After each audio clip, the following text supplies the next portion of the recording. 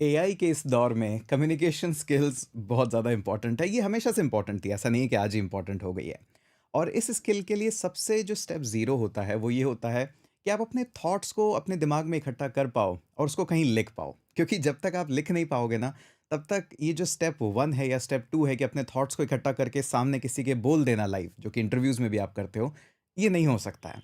और हमें ये पता है, इसलिए हम हमारे कोहोर्ट में एक छोटी-सी एक्टिविटी करवाते हैं कि आप आर्टिकल लिखिए। अब इस आर्टिकल लिखने की एक्टिविटी को या फिर इस इम्पोर्टेंस को समझना कि थॉट्स इकट्ठे करके लिखना इतना आसान नहीं होता है। इसको समझने के लिए अगर आप 50 वर्ड या 100 वर्ड का कोई आर्टिकल लिख रहे हैं, आप नहीं समझ पाएँगे कभी।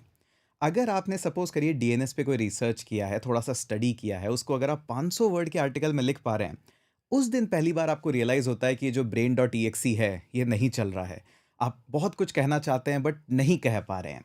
और उस दिन आपको इस चीज़ का एहसास होता है कि हाँ, थोड़ा शायद मैं कम्युनिकेशन में वीक हूँ या जो मैं कहना चाहता हूँ वो एग्ज़ैक्टली नहीं कह पा रहा हूँ।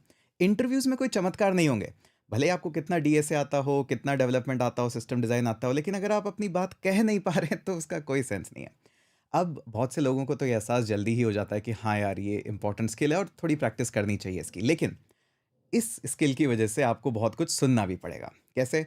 आपके सारे दोस्त, कलीग्स आपको कहेंगे, "अरे! तुम तो डेवलपर हो, कंटेंट राइटर थोड़ी ना हो कि ये सब लिख रहे हो। डेवलपर्स एपीआई लिखते हैं, ये एपीआई का डॉक्यूमेंटेशन थोड़ी लिखते हैं या फिर ये आर्टिकल थोड़ी ना लिखते हैं ये सब।" अब देखिए, आप हर इंसान को नहीं समझा सकते हर चीज़ की वैल्यू। तो इसलिए मेरा छोटा-सा टिप आपको ये है, सीधा कहिए कि आप सही, हम गलत, किस्सा खत्म। और अगर आपको वैल्यू नज़र आती है इनको लिखने में तो लिखिए, वरना आज़ाद देश है, आपको कोई फ़ोर्स नहीं कर सकता ये सब लिखने के लिए। तो देखिए, अगर आपको वैल्यू लगती है तो आप लिखिए। बट मेरा पर्सनल कहना तो यही है कि एक बार ट्राई करो 500 वर्ड का एक आर्टिकल लिखने में, आपको अपने आप असलियत पता लग जाएगी कि कितना कम्युनिकेशन स्किल आपको आता है, कितना नहीं आता है।